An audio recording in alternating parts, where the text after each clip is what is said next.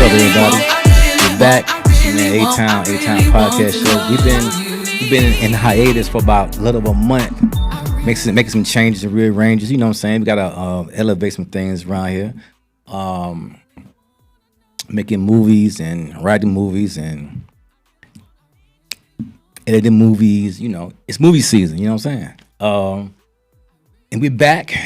Gonna have a new platform in about a few more days. Something more exciting, something more innovative. But today, Monday, August 25th, we have a very special guest in the building today. She's an author of a very, very powerful book. Her story is incredible.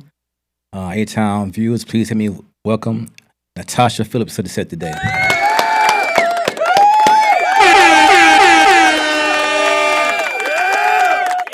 Hello. Natasha Phillips.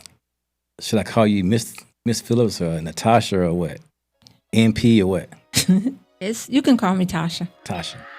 No, I ain't gonna call you Tasha. I'm gonna call you Natasha. Okay, call me Natasha. I don't like the word Tasha. Okay. I don't like the name Tasha. That's another story, but anyway, we ain't getting into it. All right. So listen. Where you from? I'm from Boston, Massachusetts. Really? Yes. B-Town. Yes. Boo. Oh. Whatever. So you're a Red Sox fan? No. How about a Celtics fan? Patriots. Boo. No. Whatever. That's trash. No, it's We not. don't go with. You down south? You down south now?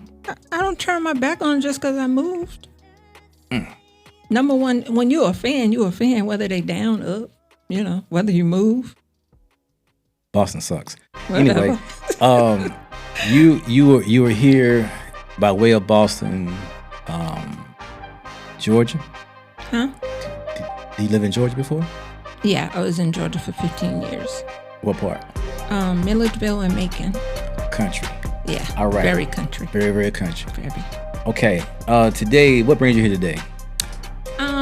Just want to promote my book and praying that I help other women that still have the little girl within.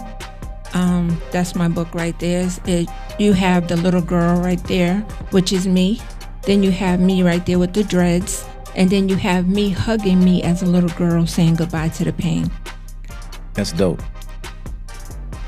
That is... All right. Let's get into it. You grew up in Boston. You moved down here when? 2 years ago. 2 years ago. So you lived in Boston this whole time? No, I was in Georgia. Georgia, okay. Mm-hmm. Milledgeville, Macon. Mm-hmm. Milledgeville. Okay. Country. Whatever. Okay. So you this book came about like when though? Like was this something you wrote earlier or you just wrote it in the last 2 years? It was always like a vision, but like I sit with a lady. So as I started sitting with the lady, and I don't know if you understand about separation and isolation, but God had me in separation and isolation. I've been to jail before. You a few times. So. Okay. Yeah. Well, it feels, if you feel like you kind of locked in or whatever. But in the process, when I was sitting there with the lady, I always wanted to do it, but I was scared or whatever. And God started giving me a vision. First, he gave me the half girl, half woman space. Mm-hmm. But then he gave me that. So that's how I started. It was pretty much him, all of him, none of me. Absolutely. I give him the glory. Absolutely. So you got to explain to us the little girl within. That title speaks to probably a lot of women worldwide. Mm-hmm. So you want to get into it, like what motivated you to write this book? In my childhood, I was abused, and like a lot of women haven't been abused, but they're scared to come out. They're scared to say it because, a lot of people whoever in their family make you feel like it's your fault, So I wrote this book to let women know they're not by themselves, tell your story, and to also not say what I went through, but how God started showing me how to love myself past the pain with fasting and praying. Fasting. And praying. I started my fast today. This is my first time fasting, and I'm hungry than a motherfucker. I ain't gonna lie to you. I'm fucking starving right now. He's so My silly. fucking stomach is like, what? But anyway, I'm gonna hold tight until tomorrow though. I ain't gonna lie. I'm gonna fast for one whole day. Okay. And then tomorrow I'm gonna eat everything tomorrow. You fasting everything? Huh? You fasting all the foods? Yeah, no foods, no anything. Just straight. It's too hot for all that. It's hot for real. But I'm gonna try to go ahead and make it happen. But anyway, back to your story. I'm sorry for interrupting the dog, guys. God put you on this journey. Do you think your journey is how many lives do you think it's gonna change?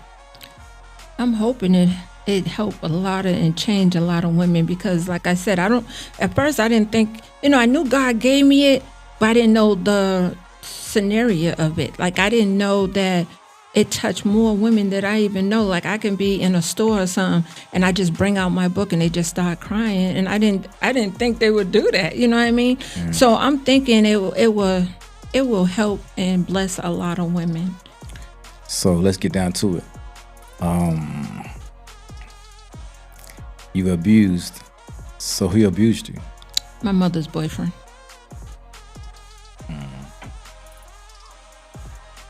Yep. It wasn't just me, it was me and my brothers. One brother didn't killed himself already. The other one's a heavy drinker. Damn. Yeah. I didn't expect to hear that part. Yeah. So I know you told your mom, right? Mm-hmm. And she didn't believe you. Well, he was the type of man that he'd say if we tell our mom, he's gonna kill us all. So I'm 3, my brother's 5, and the other brother's 5 going on 6. So we were scared to tell my mother, but as we got older and she left when we told her, and she said she would have killed him if she found out, that was then. But as I got older and brought up and said, Mom, you think I'm okay? And I'm okay for the most part, but sexually, I wasn't okay. And she told my daughter, that never happened, blah, blah, blah. And that's why women are scared to say anything, because the person that you think is going to listen to you the most, them are the ones say, no, it didn't happen. What I got to make it up for? What I mean? So she was saying that if she had known earlier that she would was kill a the dude. CNA, so she was doing overnights. So she was never home. And he was a drunk and on drugs and had a lot of people in the house all the time, men in the house, because he played the guitar. So he thought he was a damn a Jimi Hendrix or somebody playing the guitar, but he was molesting you and your brothers. Mm-hmm. He didn't really, I can't remember if he molested them, but he abused them a lot, hanging them up in the closet naked. As they churn, he beats them. Mm-hmm. Yeah. What is nigga at now? This nigga dead? I don't know. I know at one point he had turned into a pastor. Y'all heard this bullshit. Excuse me. But it's not unbelievable, because it happens. It happens all the time. Mm-hmm. I mean, they do some wild ass stuff and then they go to God trying to, to get forgiveness. Mm-hmm. But you didn't walk him down and put that thing on him? You didn't do none of that? No. Do you want to? No. No. Why not? Because I had to learn to forgive him, because if I didn't, it was tearing me apart inside.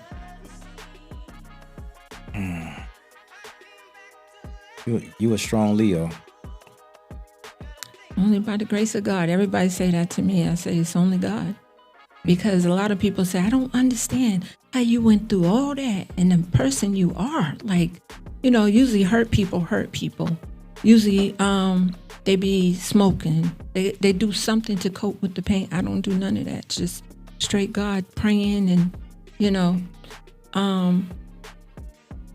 they say, for you to be you so caring and always want the best for people, you always laugh, and laughter is my medicine.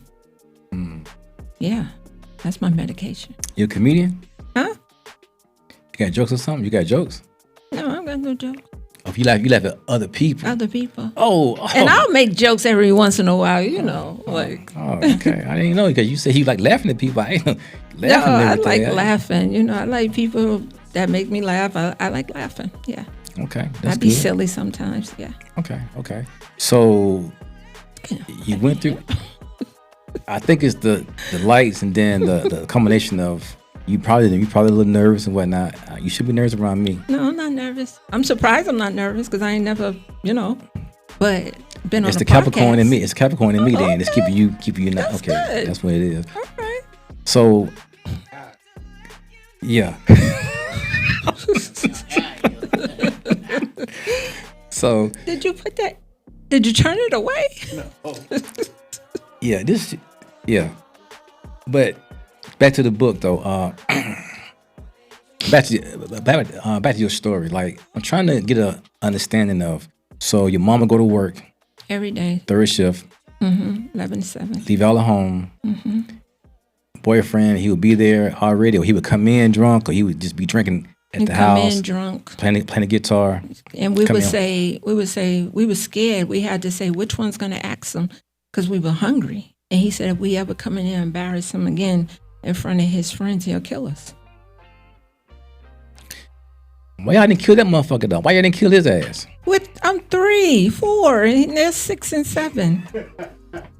Shit, you get some damn poison, and then they go to sleep. And we was in a project. I'm surprised we didn't kill him. Yeah, Them project kids are rough. yeah. Pay somebody to knock him out. Y'all was in Blue Hill Ave? Where y'all at? Huh? But y'all was in Boston, In Blue Hill. Boston. Okay, Roxbury. Or, Roxbury. okay, yeah. Okay. Yeah, I should have got down. I'm just saying. I'm just trying to. So he would tell you, yo, Tasha, you bother me again, I'm gonna kill your ass. You hungry? Well, he would say, why y'all coming in and embarrass me? Y'all do that again. We was just saying we was hungry. And he was like, don't come in here and embarrass me in front of my friends and stuff. So it was more like because of the drinking and the drugs. So was he eating? He had food, didn't he? Yeah, he cooked. And he gave us 3 minutes to eat it.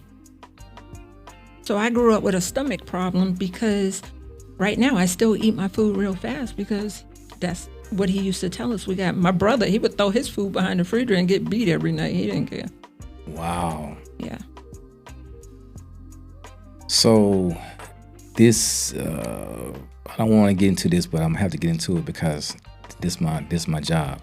So you're 3. 3 or 4. The molestation. Am I correct when I'm saying molested, or I'm just saying abused? Molested like one time and then abused for the rest of the time. So when that happened, I know you felt, what I'm saying, some very, very deep trauma. When your mom came home, you told your mom right away. What happened? We didn't tell till we was 8 years old. I was 8. She done moved on. She's not with him no more. We in a different place. And we told her, my oldest brother told her because I could remember him like on top of me and kind of penetrating me and I'm bleeding. And my brother's like, get off my sister. Yeah. Yeah. That's what my book is raw. My book says blood coming down, Yeah. That's. I can remember him straddling me, talking about say your ABCs. Yeah, acting like he's teaching me my ABCs, but kind of hunching me while I'm around his waist. Like it drives me crazy to see a kid on somebody's lap. Now I'd be like, don't let him sit like that. Right. Yeah, don't sit on nobody's lap like that. Especially when they turn faceless like this. I don't like that. So, I told y'all. So your mom, okay, was your mother abused by him? Did she ever go through any fights with him or whatever? That he didn't fight your mom? I would hear them fighting and stuff, like arguing and stuff like that. But she was never home because she was trying to take care of us with the 3 to 11, 7 to 3, 3 to 11, 11 to 7 sometimes. Sometimes, like, she left him to take care of us school-wise. That's why he was trying to teach me my ABCs, but studying, punching me. if my brothers and them say something wrong, he'll have them holding his big shoe and just, holding it until they just screaming and crying with pain. If he go in their room and throw a penny and it bounce, they get whipped up in the closet, hung up, naked.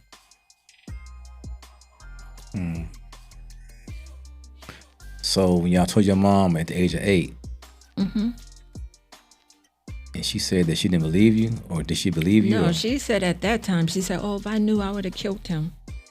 But as I got older, and I would get mad about stuff, and I'd be like, you think I'm okay?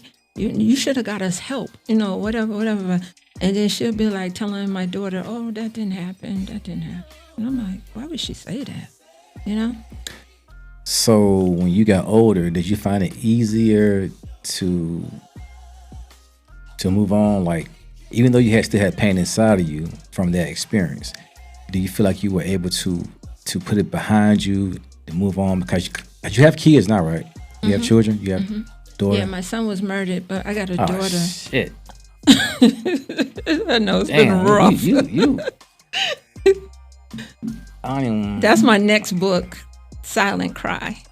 Yeah. Because I was married to a drug addict and my son got murdered and then my mom died right behind him. So I had to be tough because if I didn't, he would have took advantage of me. So I had to cry in silence. I never mourned my son's death or my mom's death. So, yeah. Natasha, when I got the phone call about you coming on the show, I ain't gonna lie to you. I didn't get the book. I didn't read the book. I didn't even get the bio until I read the bio like today.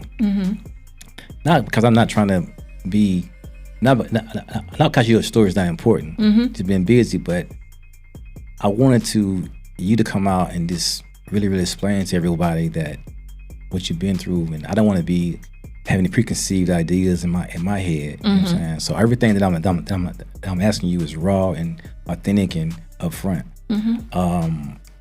Now to answer your question about did I feel like I moved on? I thought I did, but sexually, it was rough. It was rough because my body never knew what it was supposed to do.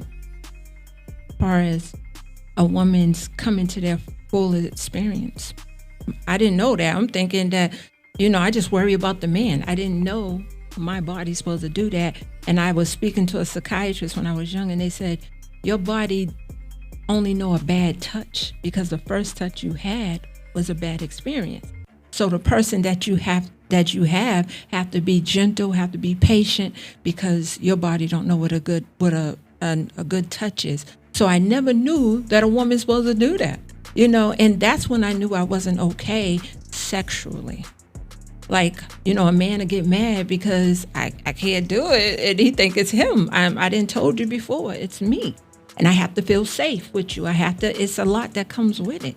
And that's how I knew that I wasn't okay. I'm okay mentally and all that, but sexually, yeah. So I guess you lost a lot of boyfriends, didn't you? Niggas so. probably, I ain't trying to be funny, but niggas that put that work in there, you ain't, they think it's them, and I told them it's not you, but you know how that go, how guys do that stuff. So. No, I'm only one man. I don't know about nobody else. Okay. What nobody else do. Okay. I just, but I know what I'm gonna do. Yeah. So I can't.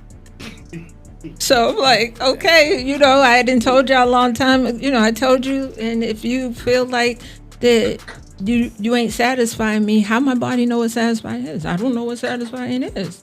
So why would you? You know what I mean? Like, I don't know. Or every other girl do. I'm not every other girl. Sorry. Well, fellas, every woman different.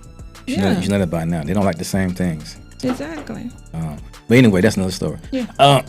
So you lost some boyfriends along the way. Did you ever got married? Yeah, I've been married. Been married, and y'all still married? No. That was the person that was on drugs. Was with him 9 years. 9 years. Did he ever touch you the right way? Did you ever? No. He was, because he was a addict, not recovering because he was still doing it. He would say certain stuff, and now you're my enemy. So now I'm not sleeping with you. Because when I slept with him, I felt like a prostitute. I felt dirty because now you're my enemy. Now you're the person that did to me when I was younger. And he didn't understand that because he's going through his own stuff. So now for years, for 3-4 years, I'm not sleeping in the bed with him. I don't want you to touch me. And he only said it with his mouth, but with your mouth, it's still just as bad because abuse is abuse. You know what I mean? Yeah, the words are powerful. Yeah. They do have meaning, and they do carry life, unfortunately. But so for 9 years, y'all was just in this marriage that you had children and. No, we didn't have no children. Any kids? Y'all was just laying in bed, not doing anything. Mm-mm. And see, I met him at work, which I used to work at. Now, he wasn't the patient; he was the worker. I worked at the mental hospital in Milledgeville, and that's where we met at. And I really believe, because of who I am, the nurturing person that I am, and I think when you've been abused, you have to feel like you're in control, not in a bad way, but make sure everybody's life is okay. Make sure you show somebody better life because somebody didn't show you better. You know what I mean? It's different controls. It's that you better not wear that stuff. That's control. But I had the control where I need to make sure he's okay. I had to make sure. And I think I loved him as a client and not as my husband. So he was a client? No. But that's all we work with, clients. That's all I have done. Okay, so he worked there. Yeah, he worked there. Okay, so and then he probably looked at you as a nurturer because you know a savior. Right. Yeah. Was he doing drugs then? While he worked? Was he? Not right then and there, no. So you married this man, then he started doing drugs because of you? No, he was already on drugs. Oh. Okay. Yeah, he was already on drugs, but he stopped. But you married him knowing that he was doing drugs. He wasn't doing it at that time. I'm thinking that he's recovering. He's not going to do it ever again. I didn't know how that worked. You know? So you kind of married a man kind of like what your mom's boyfriend was, the one that did it to you. Yeah. Damn.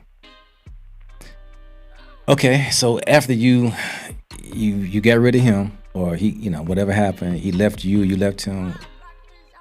Y'all went our separate ways, whatever. Mm-hmm. He's still living? Is he? Yeah, he's married with somebody. He's married, and he's still doing drugs? I don't think so. I don't know. He's in Milledgeville. Okay, so you went on, met somebody else. How'd you feel? Did you feel like, okay, this guy for 9 years kept you traumatized, right? So did you, when you met somebody else, was it hard for them to even talk to you because of what you were going through? Or because who it was a guy from Boston that we used to go together when we was in 5th grade. And you couldn't tell me that wasn't a love story. You spent the block. I told him to come down because, Boston was expensive, come down Georgia. And I didn't think, we was going to get married and nothing. I'm just thinking that, oh my God, Alonzo from the 5th grade. He was one of the ones that the best dresser and everything. But I didn't know all the stuff behind Alonzo. Right. Yes. He came to destroy me. He came to destroy you. Yeah. Damn. So y'all got married? Yeah, we got married. And y'all had some kids? No kids. Damn, but when your kids come into play? My kids ain't from none of them. My kids, okay. My son would have been 37. My daughter's 30. So they were. My son was there, but he was in Boston. My daughter was there. She was older. Okay. Yeah. So how old are you? How old I look? Go ahead. I ain't gonna. I'm trying to add the numbers up because see I'm trying. I already said my son is 37, so I'm 55. Okay. Yeah. I wouldn't give you 55. I'll give you a little, less than that. But I'm okay. They say black don't crack. Yeah, black don't crack. Black don't crack. Okay. So now we getting on the road. So now you Alonzo comes down from Boston. He comes down, and I get him on his feet because that's who I am. Whoa. I know. Hold up. There I go. Hold up. He came down from Boston, broke it in the motherfucker. He came down broke. Yeah. No license, no car, no net, no job. Nothing. I got him all that. You brought and I him had in. my own business at that time. And he said, "Why don't you tell him we're married?" And I said, "Well, what's the rush? I was already married 9 years, and they know of him, so I was kind of embarrassed." So when I tell, they say I have to let go of my business because he's a felon, and he knew that. I had to let it go. You let this get you out your. Yeah, I Dang. did. Okay. You got with Alonzo. Y'all still married? What? 17 months. 17. You got 17 months. I couldn't do it. Bipolar schizophrenia. I couldn't do it no more. When I tell you I walked away, me and my grandson slept in cars. We were homeless because I didn't want my grandson to think this is how you're supposed to treat your Wait a grandmother. minute. How did grandson? What the kids come in play at? My daughter had a son, and I was raising him. No. Where your kids come in at one point? Where your kids come in at? Between the Long time ago, 30 years ago. Oh, you had them before you got married. Yeah, way First before time. I got married. Oh, yeah. You didn't say that. Yeah. You said that men had a hard time. You didn't say you had other relationships prior. Oh, okay. You know what I'm saying? So Yeah. you had kids, then you got married. Mm-hmm. I didn't. Okay. Yeah. My bad. It was bad podcasting. So I was with Alonzo. Didn't know. See, I'm thinking back in the days when he was younger. I didn't know all that abuse. He had abuse. He had uncles raping him and stuff like that. I didn't know that. So when he got with me, I thought he had a drink. There I go. Thought he had a drinking problem that I could, maneuver around. fix He it, said he yeah. would never drink again. But then he wasn't drinking. He still was acting weird. I didn't know he had bipolar schizophrenia until he would switch up on me and make me think I'm the one losing my mind because I'll be crying. He'd be like, "What's wrong?" I know it ain't me because I ain't been here all day. And I'm like, "Well, maybe he ain't been here." you come home from work, he be in the goddamn in the chair crying. No, he done did something. I'm in the house. He done did something. He leave, come back and say he ain't been there all day. No, he'll be in the living room and he'll do something to me and then he'll come and cry and I'll be crying. He'll be like, "Oh, what's wrong with you? Because I ain't been here all day. I know it ain't me that did nothing to you." And I said to myself, "Well, maybe it ain't." Damn. But when I tell you it was crazy, he would flip on me like, "I don't even like your effing grandson anyway." But he'll have my grandson with him all day long at work and everything. Like when I tell you I had to get out of there, I didn't care. I left clothes. Me and my grandson slept in the car until we went back to Boston. I could not do it with him. So what your kids think about that? Your daughter? He didn't want my daughter in the house because he said he dreamed that the dudes that my daughter messed with is really for me. So he didn't want my daughter in the house, but I was helping him raise his daughter. I ain't got no conversation on that one because you took that shit. You took that lie and you let him run the lie down to you and run with that shit. Mm-hmm. So you got tired of it at 17 months and said, "I'm out of here." Yeah, I heard him telling his daughter, "I hate her." And she said, "Well, what is she doing? All she do is go to work, go to church, and be with us. What is she doing?" He said, "I just wanted to be me and you." And I'm listening to it because he think I'm in the store. And I'm like, okay, usually I love to have a backup plan anyway, And one day, the last straw was he woke me up at 3 o'clock in the morning. Now, me and his daughter's like this. She said her mother just died of brain cancer. And as soon as she met me, she just clung to me. We holding hands. I'm doing what a 14-year-old do. We having singing contests. It's just, whatever. And he wakes me up. "Tasha, tell my daughter, she's standing at the bottom, why you hate her so much." I'm like, what? I mean, it was crazy. It was crazy. Was he ever in the military? Nope. He just... It was messed up. He's messed up. He really is. And I wish him the best because we're still childhood friends. Is he still living? Yeah, he's still living. He's still in Georgia. He got remarried? Nope. He by himself? He down there walking around? He by himself. He got on Facebook. He got an apartment now. And you looked on Facebook and saw him? Mm-hmm. And said... What'd you say when you saw him on Facebook? What'd you say? Did you, you hit him back? I said, "I wish you the best." You fucked up right there. But I'll never ever go back with him though. I still care about him as a friend, as a childhood friend. Look, listen. When he came down from motherfucking Boston, at two different people. I know that's right. You saw that shit. You would have been like, hey, I'm out. I did. He on Facebook right now, watching you on the show today. You try to goddamn get back to your ass. Our address is unlisted, nigga. Don't come over here. Papa, that right there. You know what I'm saying? But you're very, very strong. You're very, because you laugh about all this story, and you laughing at everything. I know you're hurting inside. Do you ever cry at night? No. My thing when I used to cry, something from having sex. And whoa. What you ask? Whoa, hold up. This is not an X-rated show. This is not Diddy show. This ain't no Diddy show right here. This ain't no Diddy show. What you ask? You was asking. I'm not going too into details. Okay, I'm just don't saying, do that. Yeah, I'm not going to go in details. I'm not going to do that. But yeah, that's when I cried, like the sexual. If it was me with you having sex, just hypothetical span now, it's hypothetical speaking, and you started crying, so crazy.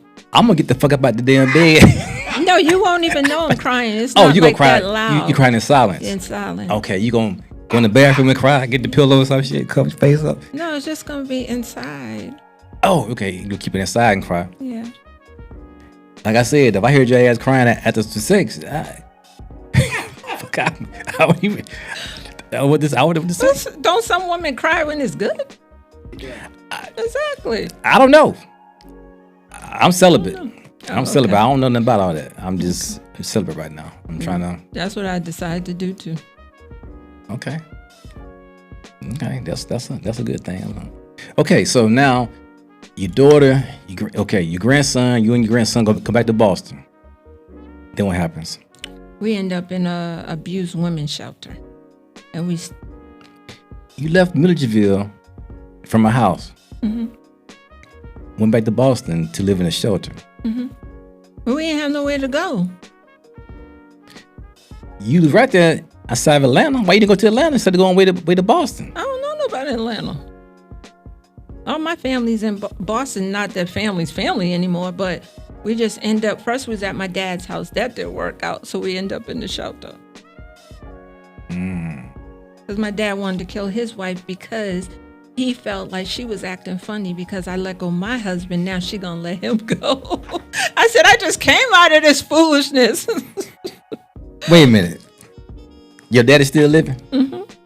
He wanted to kill his wife. Yeah. He's been beating her for many years.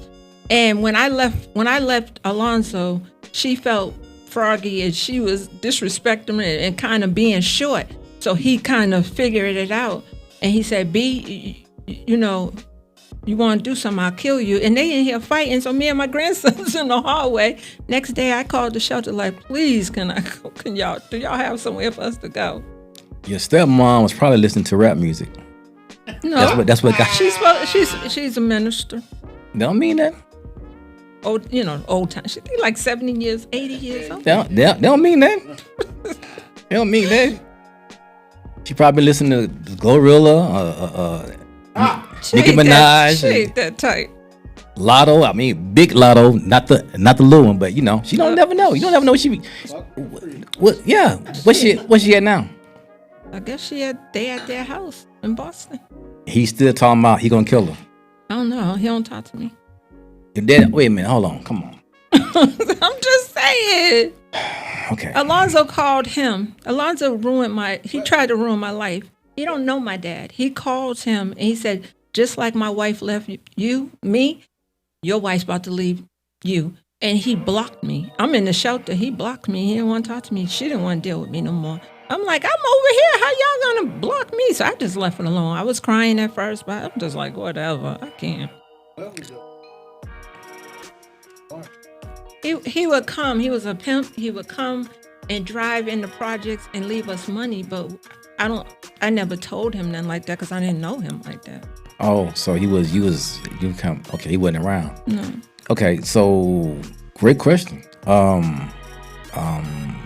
So when you told him, did you tell your dad that? You tell your dad what happened to you? I told him when I was about 48. 48? Why you tell him something than that? Because he wasn't, I don't know. He's not that tight. I don't know. He's mean, like, he was a pimp beating women, so He really wouldn't care. You he thought just he'd he be like, just as bad as the abuser. your dad's a pimp. Yeah. So he a pulpit. No, he no wasn't preacher. no He no pastor. preacher. He wasn't no That's pastor. the stepmama. He was just in the streets. Yeah. Back then, she wasn't no pastor. This is something recent that she She was became. she was a prostitute. No, now that one he didn't want to be a prostitute. He put that one in school. Everybody okay. else, he had them pimping. Yeah, So your daddy had Did he raise? Did he raise? and practically because she was 19, probably. so you had 4 or 5 working girls, and you had her in school. Yeah. Educating. Yeah. Okay, that's smart. I like that. I like his math. Child. Yeah. Okay. So you mentioned earlier that your son was killed. Mm-hmm. Murdered, accident, car. Murdered. What happened? I don't even know. They just said that he was on one of the worst streets, like Copeland, and Copeland is known for shooting. So we don't know the girl was with him, set him up, or because he was going to his cousin's studio on that street. To my knowledge, when I asked her what happened to my baby, she was like, "Oh, we were driving. We was trying to find his cousin's house, and we kept going around and around." So I don't know if somebody thought they was looking for problems, or she lied because she said the car cut them off and just started shooting in the car and hit him one time in his jugular vein in his neck, and he was drinking, so he Bled out. confuciously. So was the girlfriend pretty? No. Okay, but she didn't set him up then. She didn't. I mean, I ain't. But You she didn't set never him up. know. She didn't set him up. Because he had just beat her up a couple of weeks ago before that. She set his ass up there. Yeah. She set him up. Yes, that's definitely what she did. Was he selling drugs and not? He just going to the studio to record a song. Came home from work. She took him to cash his check, and they were going over his cousin's studio, and she said that the car cut him off. When his body, when you went, did he have money in his pocket? Did he have money on him? Yeah, and they gave it to me. They didn't rob him then. Okay. He had Is just she- cashed his check. Is she dead or she still? What's she She's at? still. You want to go out there and ask her no questions? You don't ask her nothing? I seen her at the funeral. I went to Boston, and I said, "What happened to my baby?" And she was trying to explain, but I don't know just what it was. I was still trying to grasp it. Did this just happen? You know what I mean? But Yeah. That's crazy. I'm sorry to hear about that. I'm really sorry about that. thank you. I'm sorry that your dad was a pimp and want to kill you. I mean, your whole story is like, I thought I had a story, but my story ain't shit compared to your shit. You got a story. My little baby daddy, granddaddy shit ain't nothing compared to your shit. You've been through the storm. But okay, so let's get down to you. So you married now? No, Okay. I'm celibate, remember? Don't mean you can't be married. You gotta be involved. You can be involved with somebody and they understand what. I don't know who. I don't know either, but that ain't got These nothing. guys don't be understanding that. I'll be like, okay, bye. So you run into a guy and say, "Look, I like you, whatever." He like you. I like you too, Natasha. We just go out, and then y'all go out, and then you tell me your whole story, right? Well, I tell them I'm dating with a purpose. Like if we ain't on the same level, then ain't no need of going any further. Yeah. Then he gonna haul ass. Then Yeah. You tell me that you did with a purpose. He gonna haul ass. Yeah. Because you're dating with intentions Yeah. of. Marriage. But how can you be dating with intention of being married if you have so much baggage, not baggage, but so much on you? Like, how can you really be expecting a man to understand that? I mean, I don't see nothing that I bring to the person bad. No, You no, know no, what I mean? no. I say bad, What? but you have a lot of with you. Like, if you told me if I met you right now somewhere and you told me your story, and you be like, "Yo, Anthony, I like you," I'd be like, "Yeah, Shawty, you been killing people. Everybody been dropping off. I mean, I ain't fucking with you." You know what I'm talking about? I was just, that's what. I'll say okay, but guess what? The person that's made for just me will understand all that. And if he's not there, then he's not there. If it's not a person out there, then oh well. But believe me, if it's somebody out there for me, he won't even look at all my pain. He'll love me past that pain. He'll know how to deal with me. You know what I mean? I like that because I want to get you to say that. Yeah. Anybody out there want to date Natasha and deal with her pain and everything she's been through, you can reach her at. I'm just kidding. I don't know. Just kidding. But anyway, yeah. So if you meet, so you're trying to get to what level now? Like through your pain. I mean, your pain is still there. Mm-hmm. So when you gonna ever really come to grips with it? I mean, like look in the mirror. It's gonna be a healing process. I don't know how long that will take, but it don't affect my life. It don't affect the person who I am. I'm still silly. I'm goofy. You would never know what I'm going through if I don't tell you.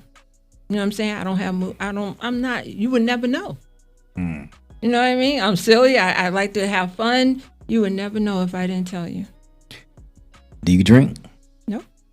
You don't drink? You don't cuss? No. You celibate? Mm-hmm. Ain't nobody fucking with you. Well, we all know that. I'm just saying that all lessons. We all know that lessens my chances of finding somebody. But okay. Yeah, that's a. I mean.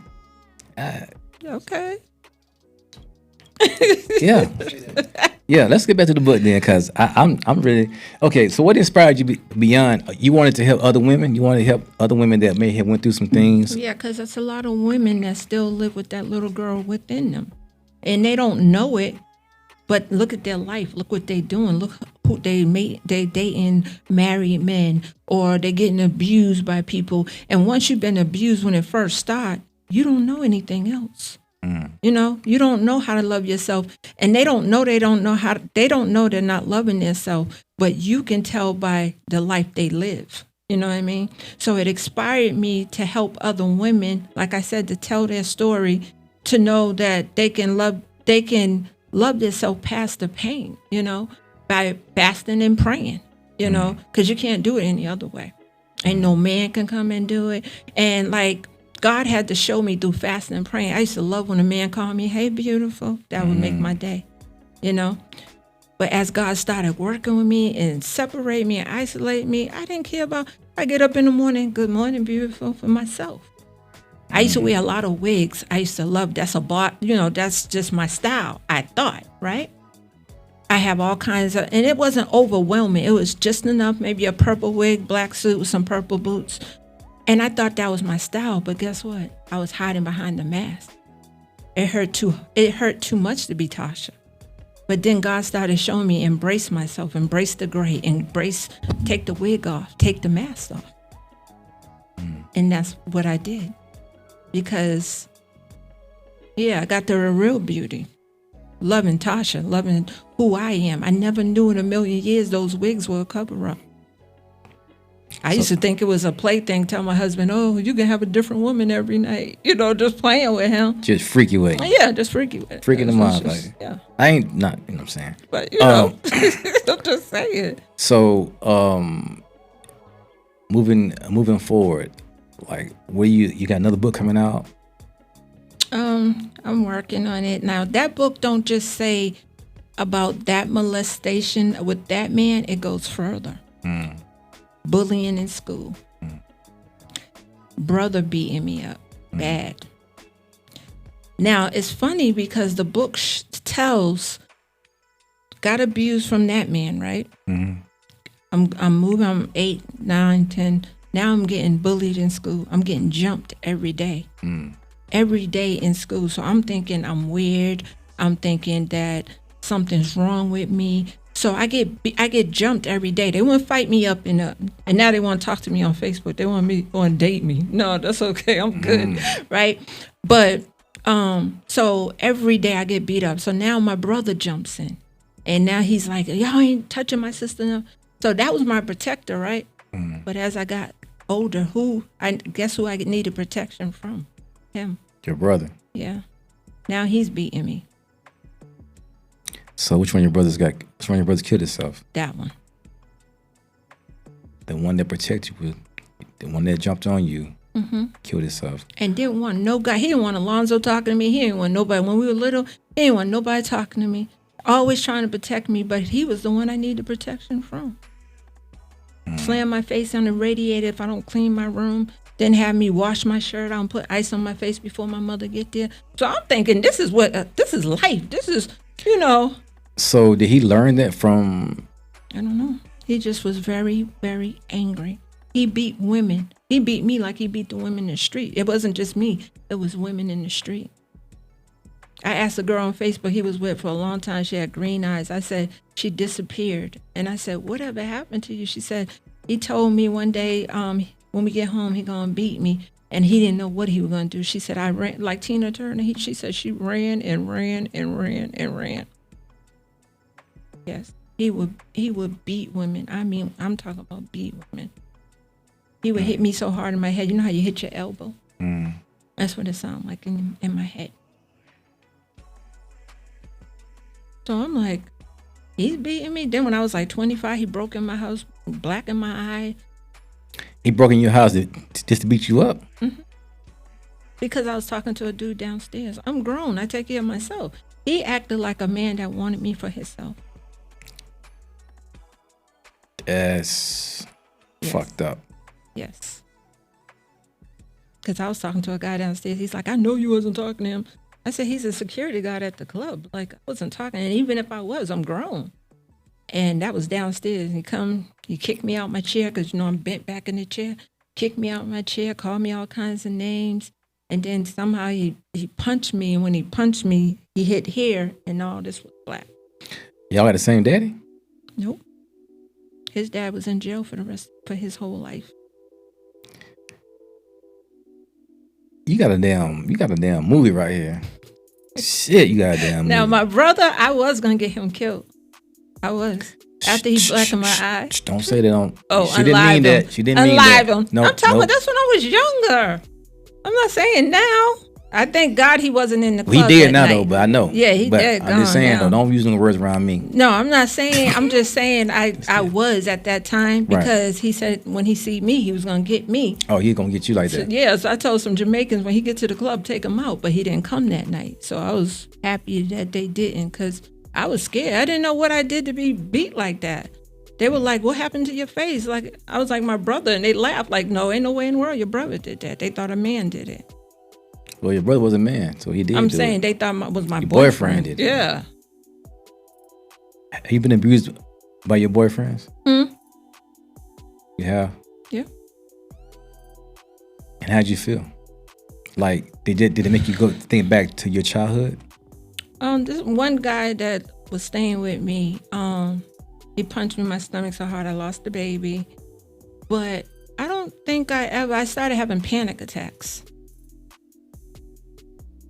Huh? I was fighting bad, but his big old hands, he punched me one time and that was it because I was bent over like this and bleeding.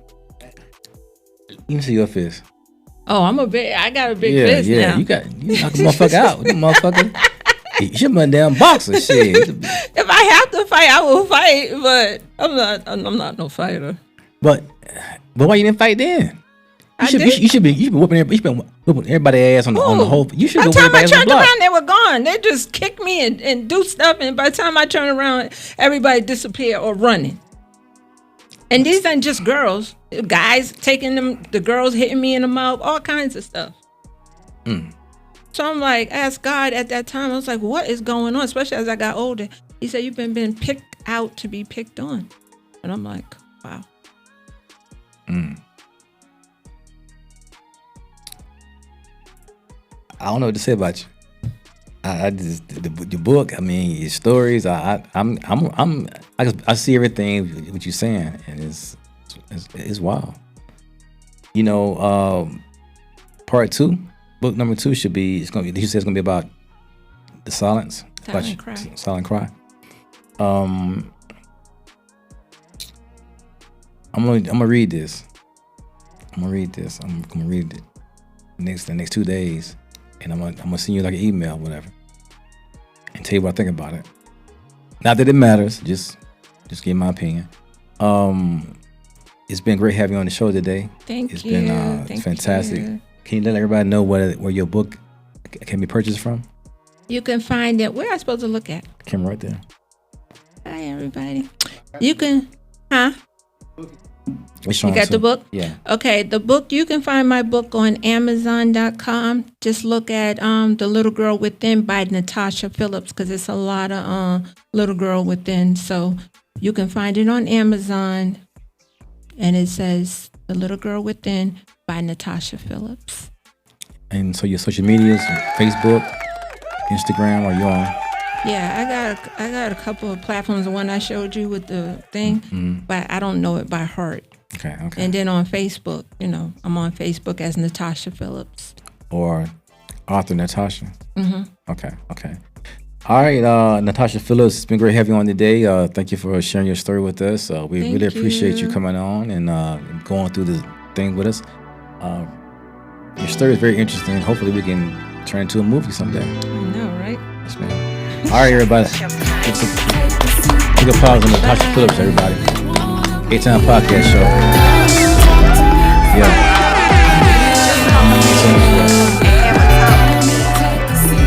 We can talk about whatever you want to talk about. I don't. We can have fun there. I'm just